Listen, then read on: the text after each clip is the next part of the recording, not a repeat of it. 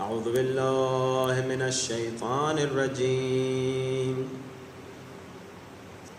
بسم الله الرحمن الرحيم. الحمد لله رب العالمين. الحمد لله كما هو أهله، والصلاة والسلام على أشرف الأنبياء والمرسلين وخاتم النبيين أبي القاسم محمد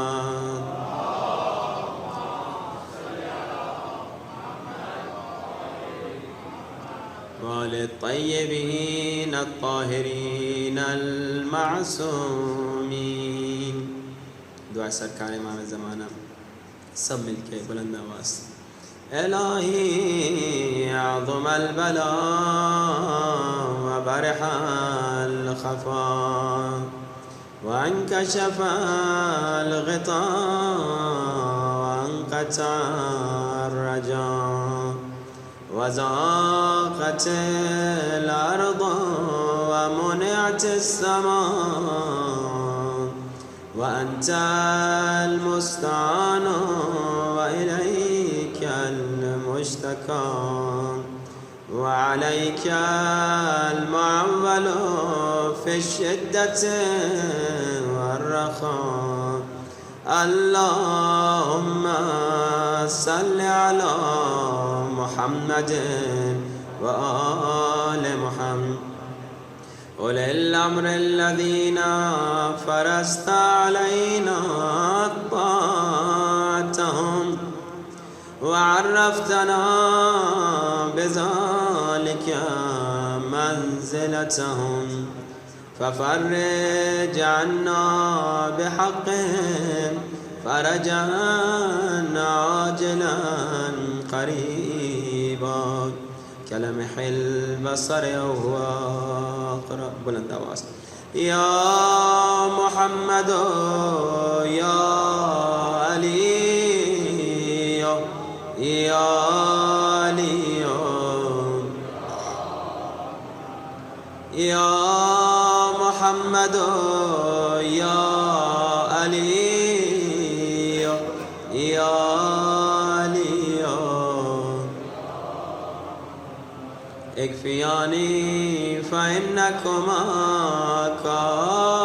كافيان وانصراني فإنكما ناصران.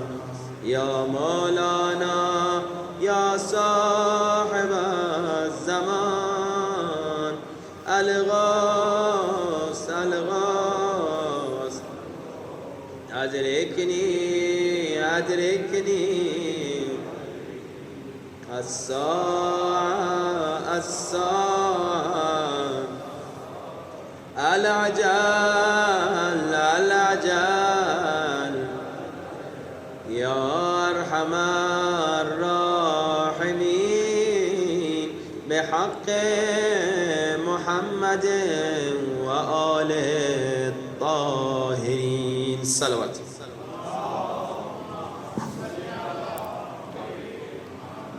وعجل فرجهم. أما بعد، فقد قال الله تبارك وتعالى في كتابه المجيد: بقية الله خير لكم إن كنتم مؤمنين. بلند ترین صلوات.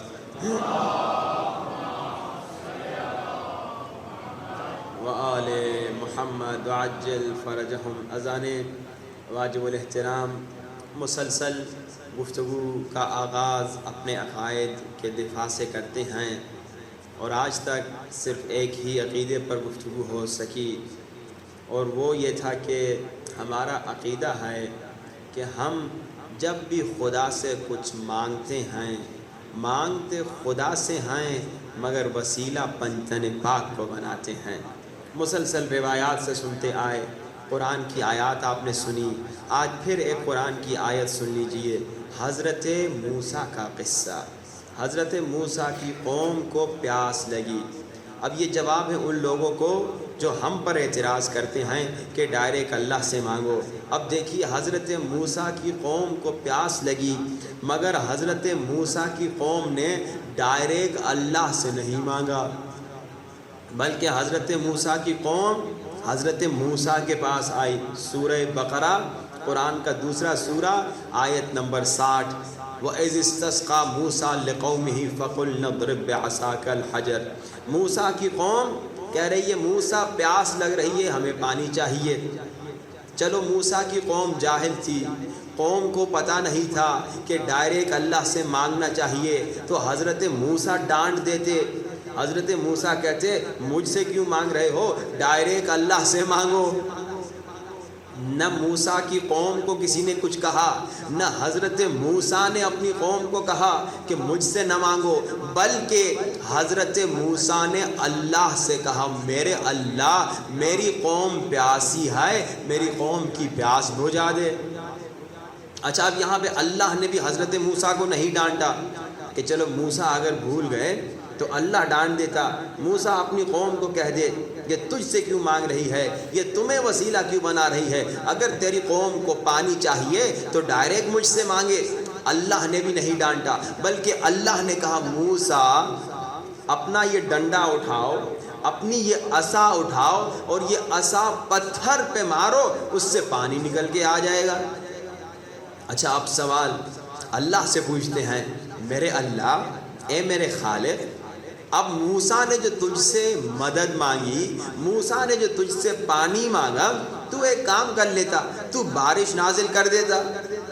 اللہ بارش بھیج سکتا تھا، مگر اللہ نے بارش بھی نہیں بھیجی، بلکہ اللہ نے کہا موسیٰ تیرے ذریعے سے پانی ملے گا، موسیٰ تو عصا اٹھا کے مار، یعنی گویا قیامت تک کے آنے والے ہر انسان کو اللہ نے یہ سمجھا دیا کہ اگر کسی کو فیض ملے گا تو میرے نبی کے وسیلے سے ملے گا، اگر کسی کو کچھ ملے گا تو میرے نبی کے وسیلے سے ملے گا۔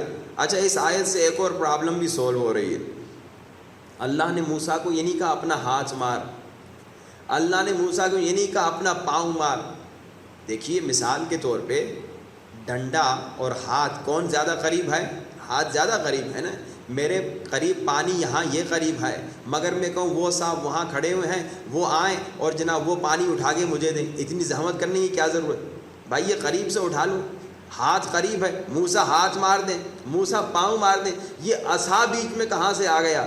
تو عزیزان محترم اللہ اگر کہتا موسیٰ اپنے ہاتھ کو مار پانی نکل تو آتا، اللہ اگر کہتا موسیٰ اپنا پاؤں مار پانی نکل تو آتا، مگر اس وقت صرف موسیٰ کی عظمت کا پتہ چلتا، مگر اللہ نے کہا موسیٰ وہ عصا جو تجھ سے منسوب ہے، وہ عصا جس کی نسبت تجھ سے ہے، اس عصا کے ذریعے سے پانی دوں گا تاکہ قیامت تک ہر انسان کو پتہ چل جائے موسیٰ بھی باعظمت، اور جس کی نسبت موسیٰ سے ہو جائے وہ چیز بھی باعظمت۔ اسی طرح ہم جو علم عباس کا احترام کرتے ہیں یہی تو ہے کہ پہلے یہ عام لکڑی تھی، مگر جب اس کی نسبت حضرت عباس سے ہو گئی اب یہ صاحب عظمت ہو گئی۔ تو آپ نے سنا بہت ساری آیات ہیں، میں تو مختصر ہر روز ایک دو آیتوں کی طرف اشارہ کر رہا تھا تاکہ اپنے موضوع کی طرف جا سکیں کہ جناب وسیلے کے جو ہم قائل ہیں یہ ہم اپنی مرضی سے نہیں،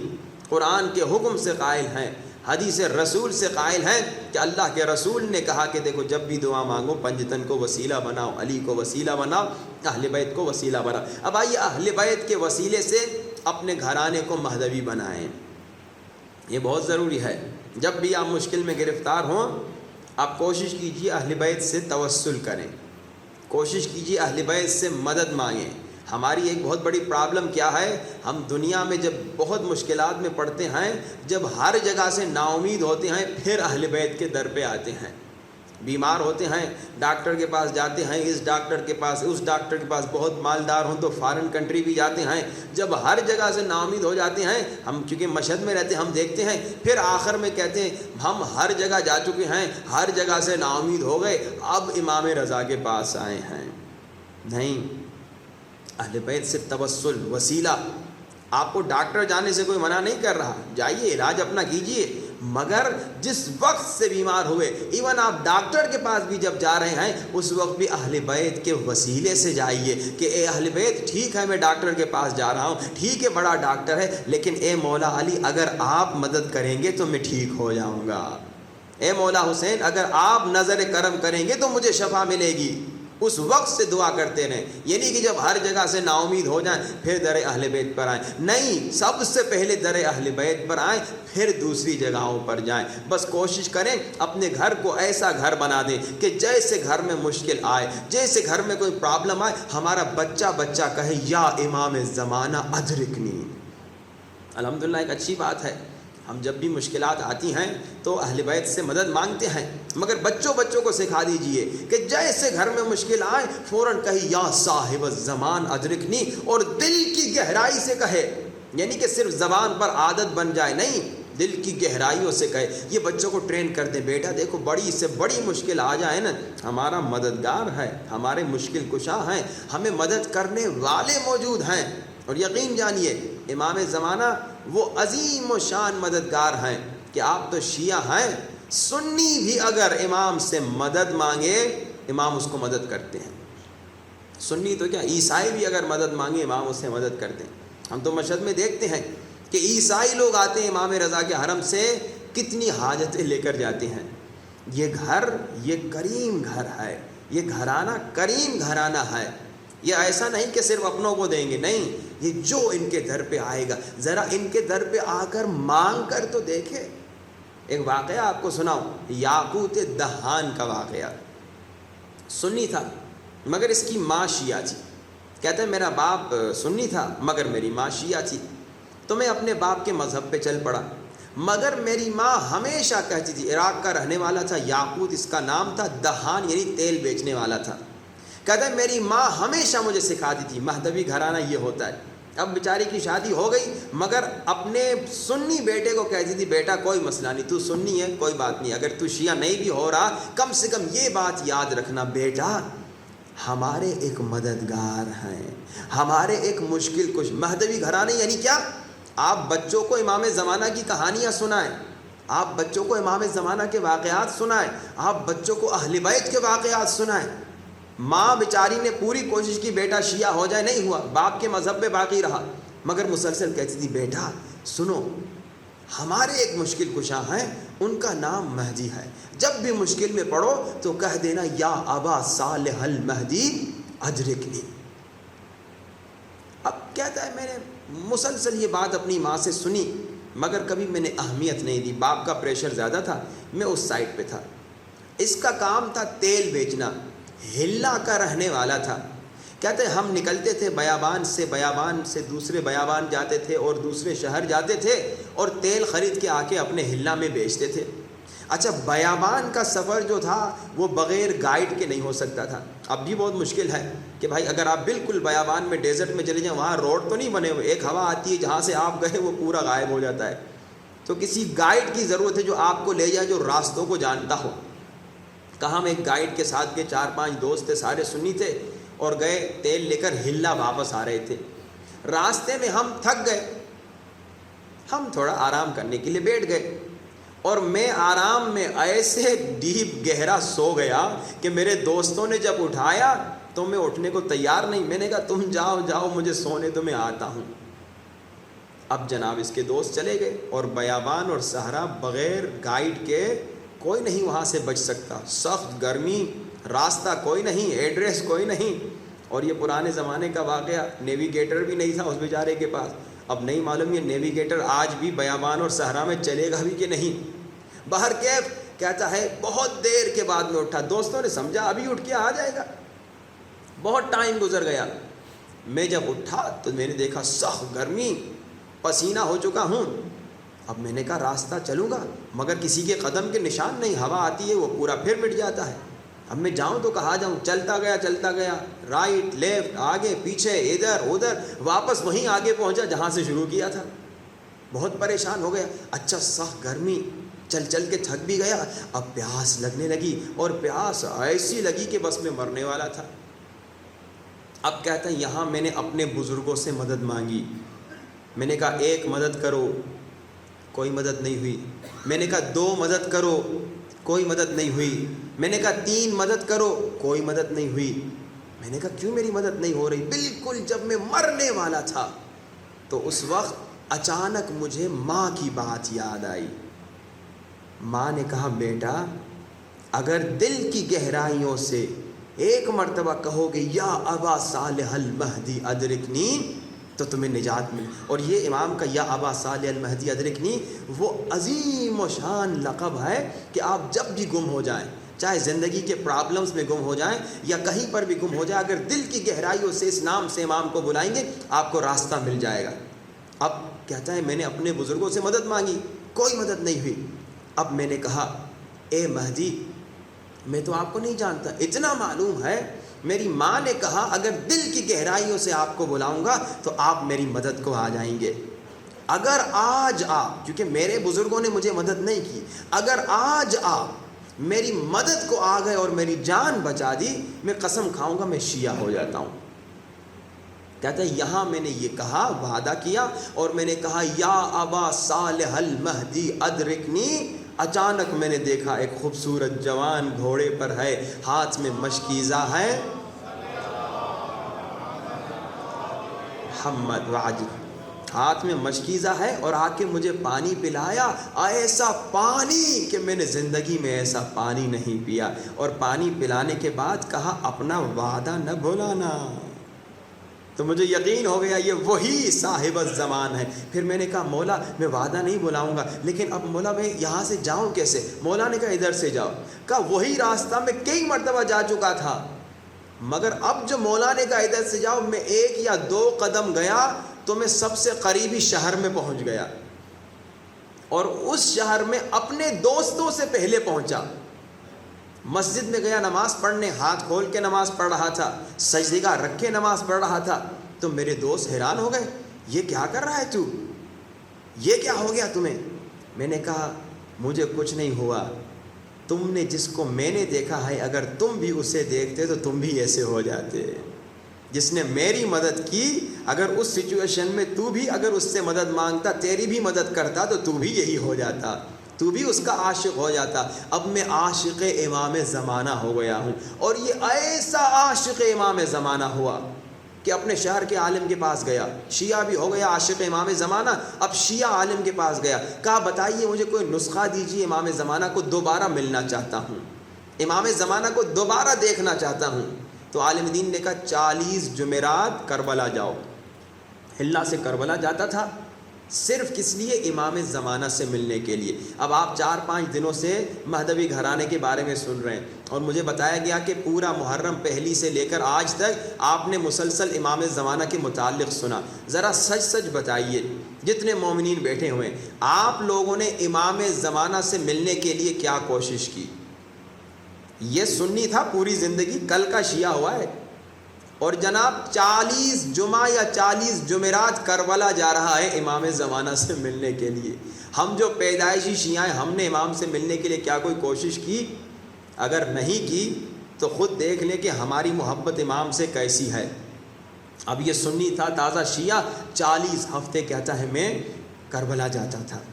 آخری ہفتہ اور میں کربلا جانا چاہ رہا تھا, کربلا کے دروازے پہ پولیس کھڑی تھی, اس نے کہا انٹر ہونے نہیں دیں گے, اگر انٹر ہونا ہے کوئی کاغذ دکھاؤ. سمجھیے آج کے زمانے میں کوئی پاسپورٹ دکھاؤ. اس نے کہا میرے پاس کہاں سے آئے گا پاسپورٹ, اس زمانے میں پاسپورٹ تھوڑی ہوتا تھا لوگوں کے پاس.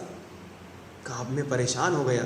میں نے کہا یا امام زمانہ یہ آخری جمعرات ہے, اگر آج میں اندر حرم نہ آ سکوں, اگر آج میں دعا نہ کر سکوں تو میرے پوری محنت ضائع ہو جائے گی. مولا مدد فرمائیے, میں یہ روڈ گزر جاؤں, میں یہ دروازہ گزر جاؤں, میں یہ دروازہ کراس کر دوں اور میں حرم امام حسین میں چلا جاؤں تاکہ آپ کی زیارت ہو سکے. کہتا ہے میں یہاں گڑ گڑا کے دعا کر رہا تھا, اور پھر مجھے امام زمانہ کی وہیں پہ زیارت ہوئی. امام زمانہ نے میرا ہاتھ پکڑا اور ان فوجی پولیسوں کے درمیان سے یوں گزارا کہ کسی نے نہ مجھے دیکھا نہ امام زمانہ کو دیکھا. اب دیکھیے یہ عشق تھا اس کے دل میں, مہدوی گھرانہ یعنی یہ عشق اپنے بچوں کے دلوں میں ڈالیے. لیکن کیسے ہوگا؟ آج مجلس سے پہلے کسی نے سوال پوچھا نا کہ بھائی کیا کریں جو ہمارے دل میں عشق امام آئے, یہ عشق امام کیسے آتا ہے؟ یہ عشق اہل بیت کیسے آتا ہے؟ آپ دنیا میں کسی کے عاشق کیوں ہوتے ہیں؟ مثال میں آپ کو دوں، کرکٹر کے آپ عاشق ہو گئے، ٹھیک ہے جی، آپ نے اسے پرائم منسٹر بنا دیا. کسی فٹ بالر کے آپ عاشق ہو گئے، کسی اور آدمی کے آپ عاشق ہو گئے. آپ کیوں ہوتے ہیں ان کے عاشق، ان کے فین کیوں بنتے ہیں آپ نے اخبار کھولی، کرکٹر کا نام، آپ نے ٹی وی کھولا، فٹ بالر کا نام، یہی ہے نا. آپ جہاں جاتے ہیں باہر ایڈورٹائز لگے میں اس کی تصویر، اس کا نام. اسکول کالج میں جاتے ہیں تو سب کہتے ہیں فلاں صاحب نے چھکا لگا دیا. اتنا سنتے ہیں اس کے بارے میں، اتنا سنتے ہیں اس کے بارے میں، اتنا سنتے ہیں کہ آپ کو اچھا لگنے لگتا ہے وہ شخص. فلاں کرکٹر تو بڑا ہیرو ہے، فلاں فٹ بالر تو بڑا فلاں ہے، فلاں ایکٹر تو فلاں ہے. کیوں؟ کیونکہ آپ نے اتنا ان کے بارے میں ٹی وی پر، میڈیا پر، سوشل میڈیا پر، فیس بک پر، واٹس ایپ پر، مختلف گروپوں پر اتنا سنا کہ آپ کو لگا کہ یہ بڑا اچھا انسان ہے. مگر دنیا کے بڑے سے بڑے ہیرو جو ہیں نا، وہ ہمارے اہل بیت کے سامنے -0 ہیں. مگر کیوں ہم اہل بیت سے قریب نہیں؟ کیوں ہم اہل بیت سے دور ہیں؟ سمپل وجہ، کیونکہ ہم اہل بیت کے بارے میں کہیں نہیں سنتے. کبھی تھوڑا مجلس میں آ گئے تو مختصر 1 گھنٹے میں آدھا گھنٹہ ٹائم ہوتا ہے، اس میں سن لیا تو سن لیا. مگر مہدوی گھر یعنی اے ماں اے باپ، اپنے بچے کو گھر میں کہانیاں امام زمانہ کی سناؤ، اپنے گھر کو معجزات امام زمانہ کے سناؤ، اپنے بچوں کو معجزات امام زمانہ کے سناؤ، امام علی کی شجاعتیں سناؤ، تاکہ تمہارا بچہ اتنا سنے تو وہ عاشق علی بن جائے، علی کا فین بن جائے. اپنے بچوں کو علی کا فین بنائیے، علی کا عاشق بنائیے، علی کا دیوانہ بنائیے. مگر کیسے بنے گا؟ ایک انسان کسی کا عاشق کب ہوتا ہے؟ جب اس کے فضائل سنتا ہے، جب اس کی فضیلتوں کو سنتا ہے، جب اس کے متعلق سنتا ہے. اور ہمارا حال کیا ہے کہ ہم تو امام زمانہ کو بھلا چکے ہیں. بالکل حقیقت بتا رہا ہوں. اسپیشلی پاکستانی شیعہ امام زمانہ کسی کو یاد نہیں، امام زمانہ کو بھلا چکے ہیں. افسوس سے کہنا پڑتا ہے کہ ہم دن میں 5 مرتبہ بھی امام زمانہ کو یاد نہیں کرتے. ہم دن میں 5 منٹ بھی امام زمانہ کے بارے میں نہیں سوچتے. یہ افسوس کی بات ہے. میں آپ کو ایک واقعہ سناؤں. ایک صاحب تھے ٹورنٹو سے 20 سال کے بعد کراچی واپس آ رہے تھے. 20 سال ہو گئے تھے ان کو کسی اور ملک میں رہ کر. سارے رشتہ داروں کو جیسے چھوڑ کے گئے تھے، چھوٹے چھوٹے بچے بڑے ہو گئے، بڑوں کی شادیاں ہو گئیں، ان کے بچے ہو گئے، پوتے نواسے ہو گئے. اب یہ 20 سال کے بعد اپنے شہر واپس آ رہے ہیں. ان کا واقعہ بڑا دردناک ہے، درد بھرا واقعہ ہے. سنیے. کہتے ہیں کہ ہم نے آنے سے پہلے سارے رشتہ داروں کو فون کیا، بھائی بہن چچا زاد ماموں زاد سب کو فون کیا، بھائی میں 20 سال کے بعد آ رہا ہوں. اور مجھے سب سے محبت تھی. 20 سال میں اکیلا تھا، کسی اور ملک میں تھا، اب اپنے ملک آ رہا ہوں، بڑا خوش تھا. تو میں نے ایک ایک کو فون کیا، بیٹا تمہارے کتنے بچے ہیں، بہن تمہاری کے بھائی تمہارے کتنے بچے ہیں. ایک ایک کو میں نے فون کر کے پوچھا تمہارے کتنے بچے ہیں. سارے رشتہ داروں سے پوچھا تمہارے کتنے بیٹے ہیں، کتنی بیٹیاں ہیں. اور سب کے لیے میں نے تحفے تحائف لیے، گفٹس لیے کہ آؤں گا کراچی میں سب کو دوں گا. اور میں نے ایک ایک کو فون کر کے بتایا فلاں دن میں کراچی ایئرپورٹ پہنچ رہا ہوں. اب اس نے کہا میں نے اتنے تحفے لیے، نہ صرف اپنے بھائی بہنوں کے لیے، ان کے بچوں کے لیے، پھر ان کی شادیاں ہوئیں، ان کے کیا نام ہے پورے رشتہ داروں کے لیے. مالدار بن چکا تھا، پیسہ بہت تھا، سب کے لیے تحفے لے کر آیا. کہا کراچی ایئرپورٹ پہ آیا تو میں یہ سوچ رہا تھا اب میرا بھائی ملے گا، کہے گا بھیا 20 سال کے بعد ملے، بہن ملے گی، یہ وہ سارے رشتہ دار آئیں گے، کوئی کہے گا چچا، کوئی کہے گا ماموں. بڑا خوش تھا کہ بڑا لشکر مجھ سے ملنے آیا ہوگا. کہا ایئرپورٹ پہ پہنچا تو میرے اپنے سگے بھائی مجھ سے ملنے نہیں آئے. حالانکہ میں بتا چکا تھا کہ میں آ رہا ہوں، تاریخ، ڈیٹ، فلائٹ سب ڈیٹیل بتا چکا تھا. میں نے فون لگایا، میں نے کہا کہاں ہو؟ جب میں نے فون لگایا انہوں نے کہا ٹیکسی لے کر آ جاؤ. میں وہیں ایئرپورٹ پہ بیٹھا. کہتا ہے میرا دل ٹوٹ گیا. میں نے اتنے ایک ایک کے لیے تحفے لیے جن کو میں نے دیکھا تک نہیں تھا. کیوں؟ کیونکہ مجھے ان سے محبت تھی. مگر انہوں نے مجھے ایئرپورٹ تک آ کے ریسیو کرنا بھی گوارا نہیں سمجھا. خود ٹیکسی لے کے آ جاؤ. اب آئیے امام زمانہ کی طرف. قدم قدم پہ جو ہمیں زندگی میں چیزیں مل رہی امام کا صدقہ ہے. روایات بھری ہوئی ہیں. یہ جو میں سانس لے رہا ہوں امام کا صدقہ ہے. یہ جو میں دیکھ رہا ہوں یہ امام کا صدقہ ہے. یہ جو میں بول رہا ہوں یہ امام کا صدقہ ہے. یہ جو اولاد ہے امام کی وجہ سے مل رہی ہے. یہ ساری زندگی امام کی طرف سے مسلسل ہمیں تحفے مل رہے ہیں. روایات بتاتی ہیں امام دن میں 10 مرتبہ ہمارے لیے دعا کرتے ہیں، دن میں 10 مرتبہ، یعنی مسلسل امام ہماری یاد میں ہے، اور ہمارا کیا حال ہے؟ ہم امام کو بھلا چکے ہیں، یعنی گویا سمجھی امام آ چکے ہیں اسلام آباد ایئرپورٹ پہ، ہم امام کو لینے بھی نہیں جا رہے، ہم کہہ رہے ہیں خود ٹیکسی لے کر آ جائیے. ہمارا یہی حال ہے، امام سے اتنے دور اور غافل ہو چکے ہیں کہ ہم دعائے ندبہ پڑھنے کو تیار نہیں جمعے کے دن، ہم ہر روز دعائے احد پڑھنے کو تیار نہیں، ہم 500 مرتبہ صلوات پڑھنے کو تیار نہیں ہر روز امام کو تحفہ دینے کے لیے. امام سے تو ہر روز تحفے لے رہے ہیں. امام کو کتنا دکھ ہوگا، کتنا امام کا دل ٹوٹے گا، میرے اپنے شیعہ مگر انہوں نے مجھے بھلا دیا. بس یہ آخری مجلس ہے، مگر کوشش کیجئے، خدا را کوشش کیجئے 4-5 واقعات کی ہی کتاب پڑھ لیں امام زمانہ کے متعلق، اور دیکھیے امام نے کس انداز سے مدد کی، صرف شیعہ کو نہیں، سنی کو بھی، عیسائی کو بھی، اپنے کو بھی، برائے کو بھی. اتنا کرم امام مسلسل کر رہے ہیں، مگر ہم امام کو بھلا دیے. اپنے بچوں کو امام کے واقعات سنائیے، کم سے کم بچے تو ہمارے غافل نہ ہوں امام سے. یہ آئندہ کی نسل، آپ کے بچے یہ کم سے کم امام سے غافل نہ ہوں. اب وہ ہمارا جو موضوع ہے مہدوی گھرانہ، آج اس کی آخری صفت اگر آپ نہیں سننا چاہتے تو بلند ترین صلوات. آپ کی ہلکی صلوات بتا رہی کہ آپ سننا چاہتے ہیں، ہوشیار لوگ ہیں ماشاءاللہ. اب اگر سننا چاہتے ہیں تو باقاعدہ بلند ترین صلوات. محمد و آل.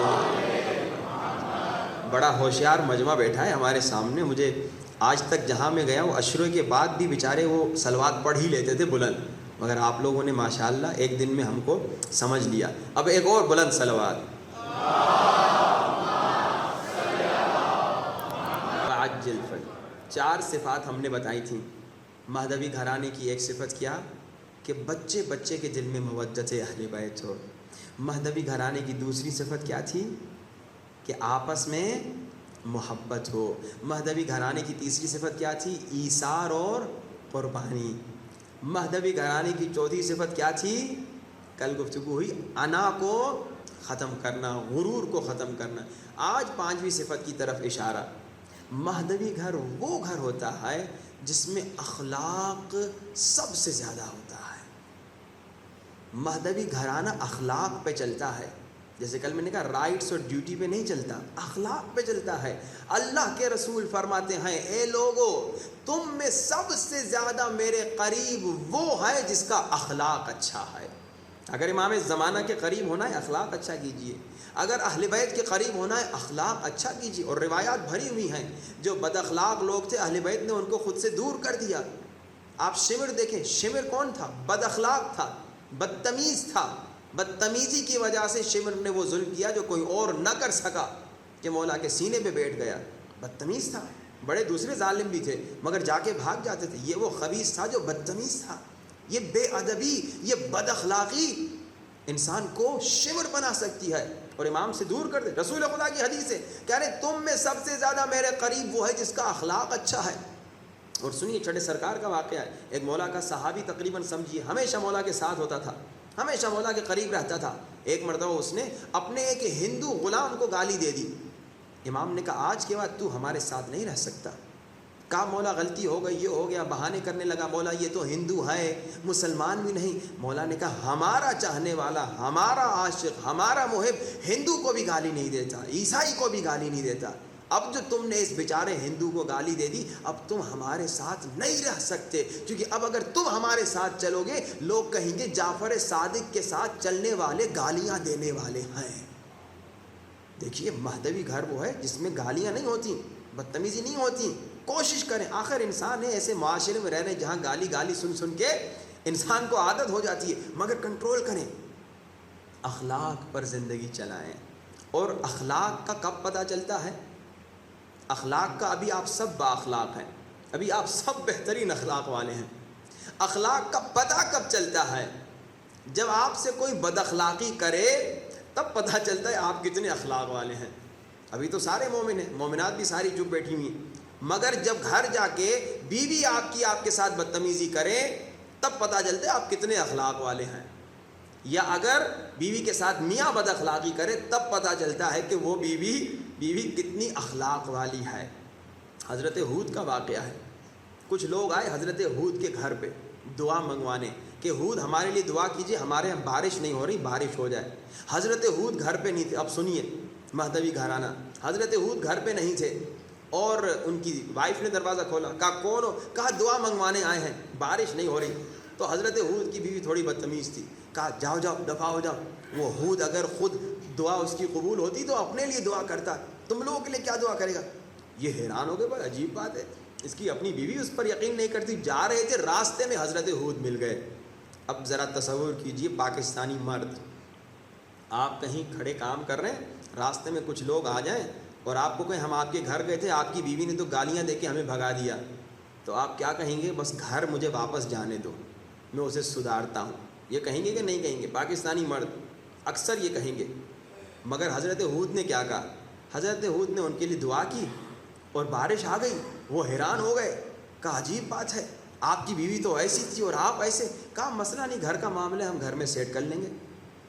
یہ ہے اخلاق، کہ بیوی آپ کے ساتھ بدتمیزی کرے پھر بھی آپ اخلاق سے چلیں، اس کو کہتے ہیں اخلاق۔ یا اگر مرد بیوی کے ساتھ بدتمیزی کرے اور وہ اخلاق سے چلے، اس کو کہتے ہیں اخلاق۔ ویسے اگر بیوی بھی آپ کی اخلاق والی، محلے میں کوئی آپ کو کچھ کہتا نہیں، امام بارگاہ میں کوئی آپ کو کچھ کہتا نہیں، اور آپ بڑے اخلاق والے، وہ تو ہم سب سارے اخلاق والے ہیں۔ اخلاق کا پتہ کب چلتا ہے؟ جب کوئی آپ کے ساتھ بدتمیزی کرے۔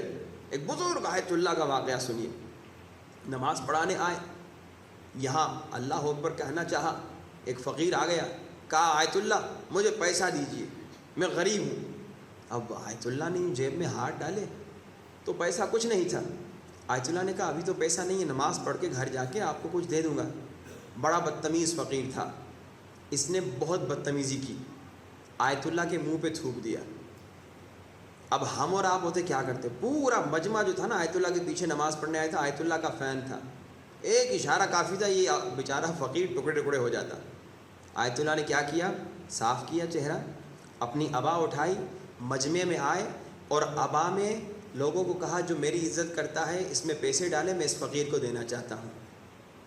پیسے جمع ہوئے، فقیر کے پاس آ کر فقیر کو کیا کہتے ہیں؟ اے فقیر معاف کرنا، غلطی میری تھی، یہی کام اگر میں پہلے کر دیتا تو تمہیں غصہ بھی نہ آتا۔ ہم اور آپ کیا ایسے ہو سکتے ہیں؟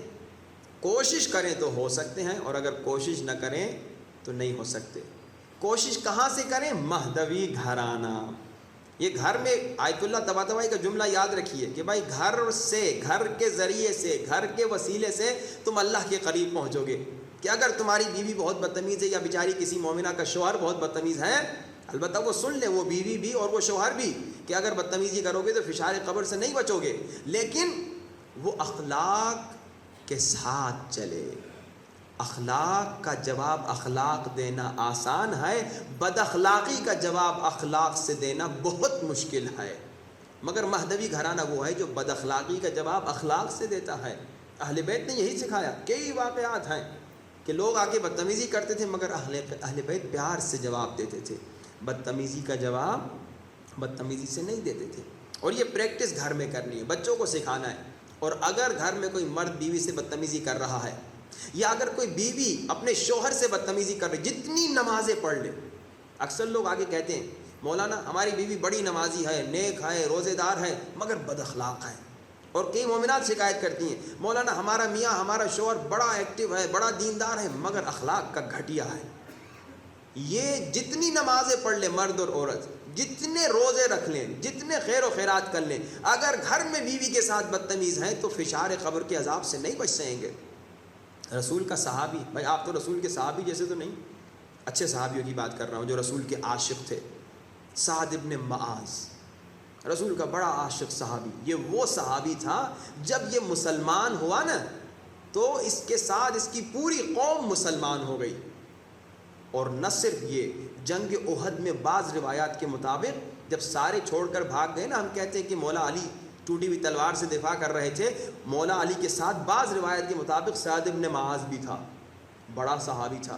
جنگ میں زخمی ہوا، رسول خدا اس کا خیال کرنے کے لیے اس کے گھر جاتے تھے، اس کی تیمار داری کرنے کے لیے، اتنا بڑا صحابی تھا۔ جب شہید ہوا اس کے جنازے میں رسول خدا ننگے پیر آئے، بغیر عبا آئے، بغیر امامے آئے۔ نہ صرف یہ، رسول نے اسے قبر میں دفنایا، رسول نے لٹایا، اور اب اس کی ماں کہتی ہے اے سعد ابن معاذ تو پکا جنتی ہے۔ بھائی جس کے جنازے میں اس انداز سے رسول آئیں، اتنا عظیم صحابی، اب اللہ کے رسول اس کی ماں کو کہتے ہیں اس طرح نہ کہو، تیرا یہی بیٹا ابھی ابھی فشار قبر کے عذاب میں تڑپ رہا ہے۔ یہ روایت موجود ہے، جا کے دیکھ لیں۔ اصحاب حیران، ماں حیران، یا رسول خدا آپ ننگے پیر اس کے جنازے میں آئے بغیر آواز؟ رسول خدا نے کہا میں ننگے پیر اس لیے آیا کہ اس کے جنازے میں کئی ہزار فرشتے آئے تھے، میں ان کے احترام میں ننگے پیر آیا۔ اللہ اکبر! اصحاب اور حیران ہو گئے، یا رسول خدا آپ نے اسے دفنایا، آپ خود کہہ رہے ہیں کہ اس کے جنازے میں کئی ہزار فرشتے آئے اور پھر یہ فشار قبر کے عذاب میں؟ اللہ کے رسول نے کہا ہاں، اس کا فشار قبر جانتے ہو کس لیے ہے؟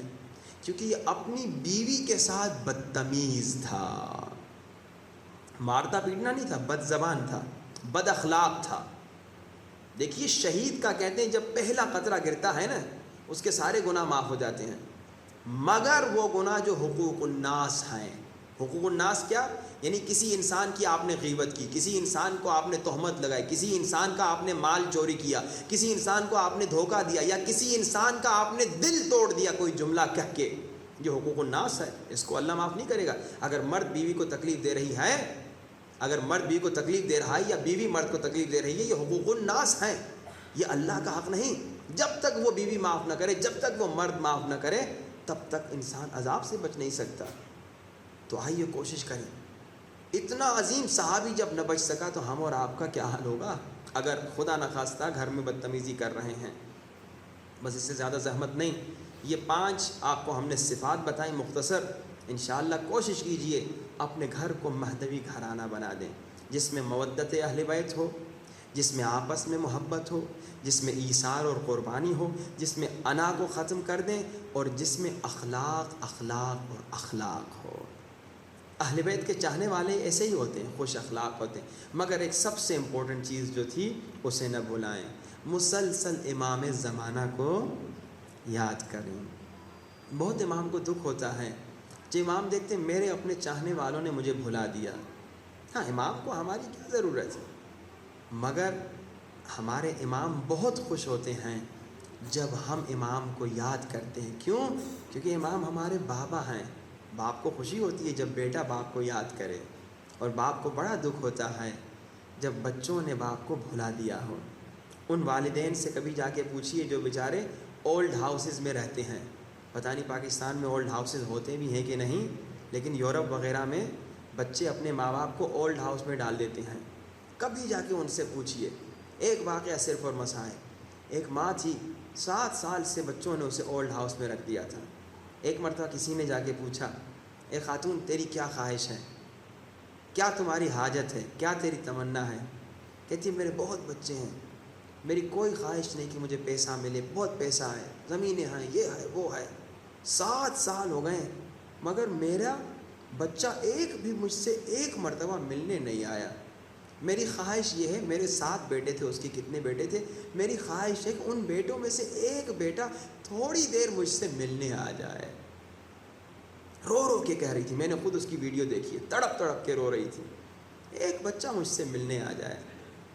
اب امام زمانہ کتنا روتے ہوں گے کہ میرے بعض بچے 30 سال کے ہیں، بعض بچے 60 سال کے ہیں، بعض بچے 70 سال کے ہیں، مگر یہ مجھ سے ملنے کی کوشش نہیں کرتے۔ یاقوت دہان کل کا سنی آج کا شیعہ ایسا عاشق ہو گیا کہ 40 ہفتے کربلا گئے امام سے ملنے، اور ہم جو پیدائشی شیعہ، امام کو کتنا دکھ ہوتا ہوگا، میرا 80 سال کا بیٹا، میرا 90 سال کا بیٹا، مگر مجھ سے ملنے کی اتنی بھی کوشش نہیں کر رہا کہ میری خاطر برائی کو چھوڑے، میری خاطر گناہوں کو چھوڑے اور میرے قریب ہو جائے۔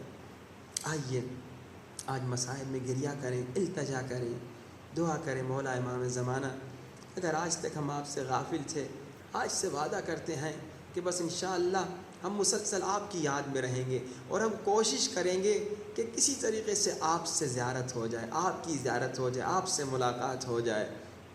سینوں پہ ہاتھ رکھیے، آنکھوں کو بند کیجیے،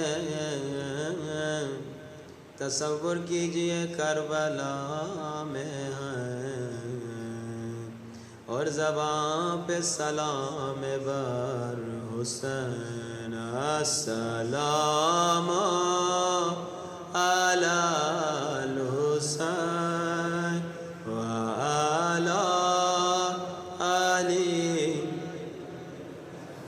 وعلی اولاد الحسین وعلی آنکھوں کو کیوں بند کریں تاکہ تصور کریں کربلا میں ہیں۔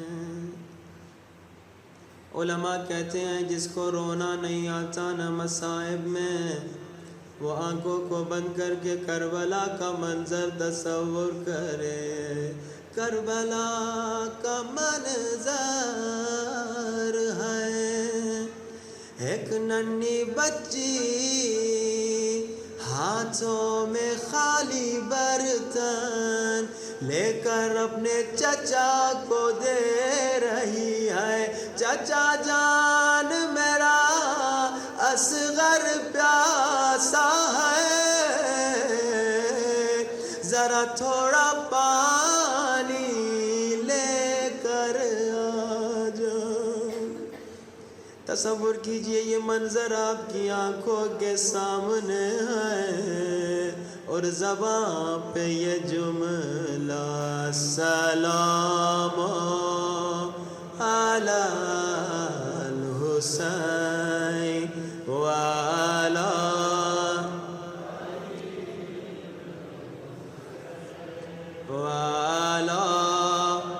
اولاد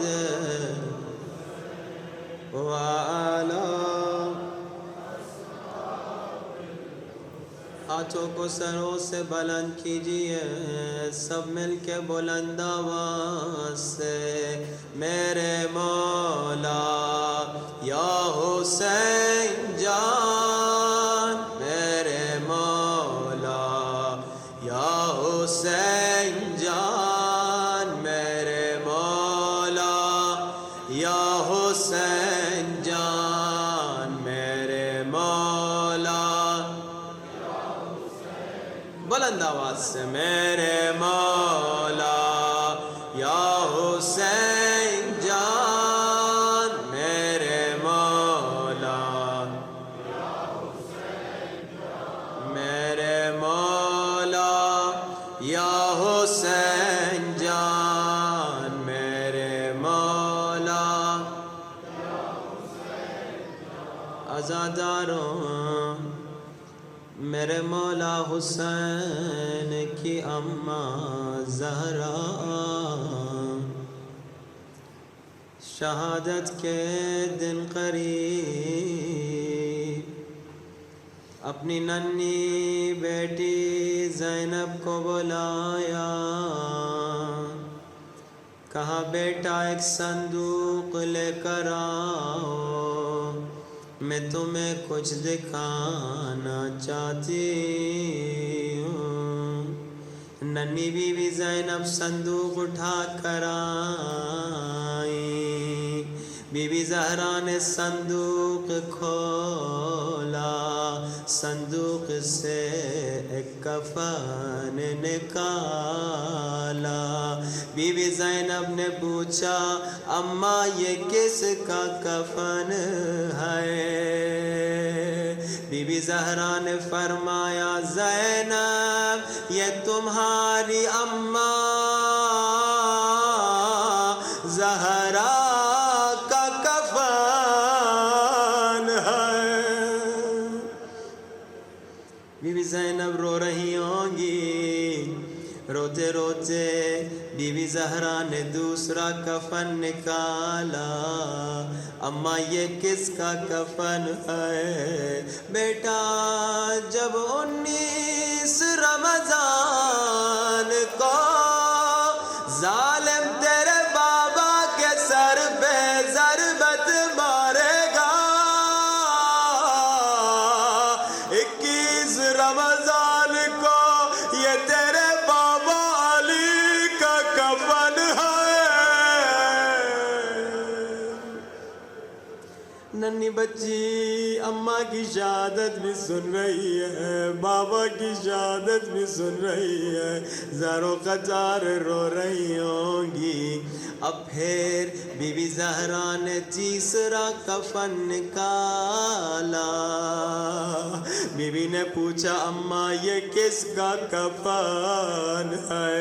بی بی نے فرمایا زینب جب ظالمہ تیرے بھائی حسن کو زہر دے گی، جب بھائی حسن کے جگر کے ٹکڑے ٹکڑے ہو جائیں گے، یہ تیرے بھائی حسن کا کفن ہے۔ اب عزادارو غم حسین میں رونے والوں بتاؤ کیا ہوا ہوگا؟ میرا دل کہتا ہے بی بی زینب صندوق میں کچھ تلاش کر رہی ہوں گی مگر کچھ نہیں ملا۔ اماں اپنا کفن دکھایا، اماں بابا علی کا کفن دکھایا، اماں بابا حسن کا کفن دکھایا، اماں میرے حسین کا کفن،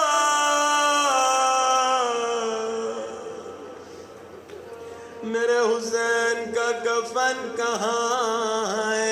بی بی نے رو رو کے فرمایا ہوگا حسین کو کفن کی ضرورت نہیں ہے۔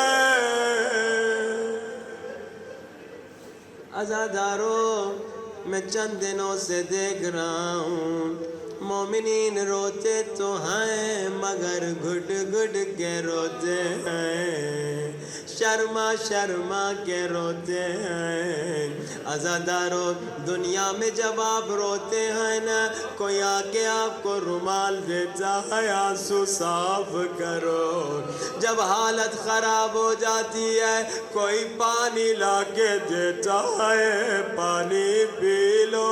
آپ سب کے سروں کے پیچھے بی بی زہرا دعا کے لیے ہاتھ اٹھاتی ہیں، مگر مولا سجاد فرماتے ہیں جب کربلا کے بعد جب سکینہ روتی تھی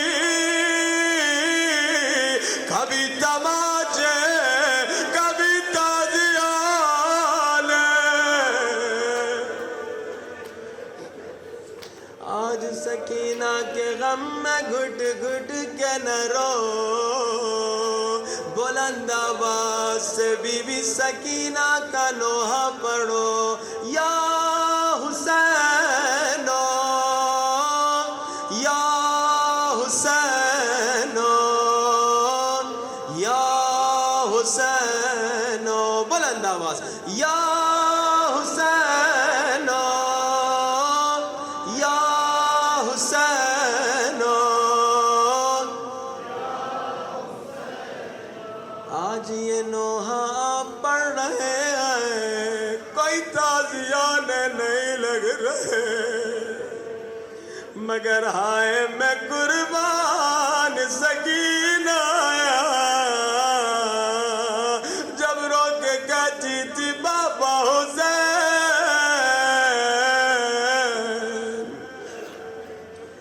عزادارو بی بی سکینہ کے مصائب بڑے سخت ہیں، اولاد والوں مجھے معاف کرنا، روایت میں ملتا ہے بی بی سکینہ کی عادت تھی جب بھی نماز پڑھتی تھی دو مصلے بچھاتی تھی، ایک اپنے لیے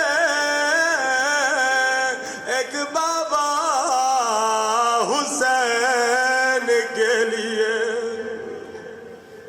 عزادارو عاشور کا دن آیا جب نماز عصر کا وقت آیا، سکینہ نے عادت کے مطابق دو مصلے بچھائے مگر بڑی دیر ہو گئی لیکن بابا نہیں آئے۔ ننھی بچی نے ننھے ننھے ہاتھ اٹھائے، میرے اللہ میرے بابا کی طرف خیر ہو، میرے اللہ میرا بابا جلدی آ جائے، مگر عزادار و سکینہ کا بابا تو نہیں آیا، لیکن سکینہ کو کسی کے آنے کی آواز سنائی دی، بچی نے سمجھا بابا آ گئے، خیمے سے باہر نکلی، کیا دیکھا؟ شمر تازیانہ لے کر کھڑا ہے، مگر ننھی بچی اب بھی نہیں سمجھی۔ سکینہ نے شمر سے پوچھا، اے شمر کیا میرے بابا کو تم نے دیکھا ہے؟ شمر ملعون نے کہا سکینہ بابا کو دیکھنا چاہتی ہو؟ سکینہ نے کہا بابا کے انتظار میں ہوں۔ عزادار و شمر کے ہاتھ میں حسین کا کٹا ہوا سر تھا، شمر نے وہ ظلم کیا جس کی تاریخ میں مثال نہیں ملتی، شمر نے مولا کا سر سکینہ کی طرف پھینک دیا، شمر تیرے ہاتھ کٹ جاتے۔ عزادار و ننھی بچی بابا کے سر کی طرف دوڑی، بابا کا سر سینے پہ رکھا، شاید رو کے کہا ہو بابا صبح سے لاشیں اٹھا اٹھا کے تھک گئے ہو نا، اکبر کی لاش تم نے اٹھائی، عباس کی لاش تم نے اٹھائی، آجا میرے تھکے ہوئے بابا سکینہ کے سینے پہ سو جا۔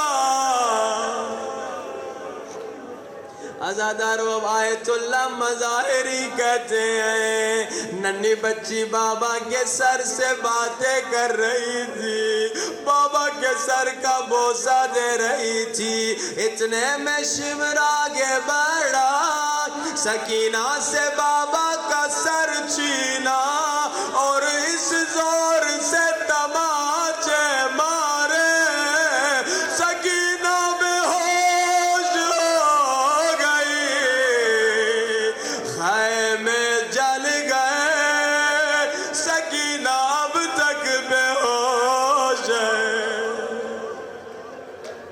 اب ساری بیویاں سکینہ کے اطراف میں، سکینہ کیسے بیدار ہو، سکینہ کیسے ہوش میں آئے، کاش اگر پانی ہوتا سکینہ کے چہرے پہ لگاتے۔ کسی بیوی نے کہا اگر پانی نہیں ہے آنکھوں میں آنسو تو ہے، کسی بیوی نے رو کے کہا ہے علی اکبر، کسی بیوی نے رو کے کہا ہے ننھے اصغر، کسی بیوی نے رو کے کہا ہائے ابا۔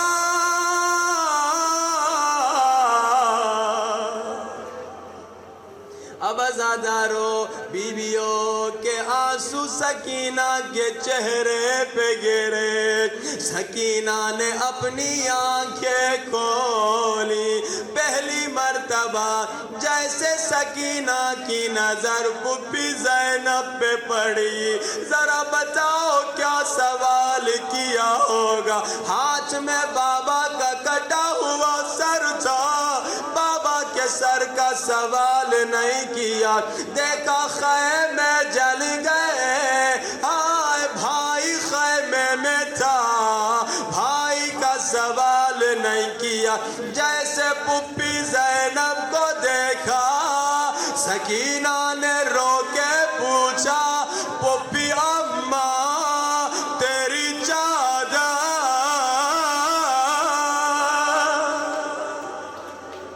پھوپھی اماں تیری چادر کہاں گئی؟ بی بی نے رو کے فرمایا سکینہ وہ شمر جو تمہیں تماچے مار گیا، ہائے تیری پھوپھی کی چادر لے گیا۔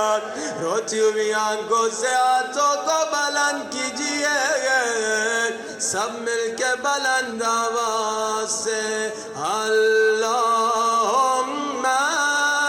عجل ولیک الفرج، بلند آواز اللہم ولیک الفرج، اللہم عجل ولیک، اللہم عجل ولیک الفرج، اللہم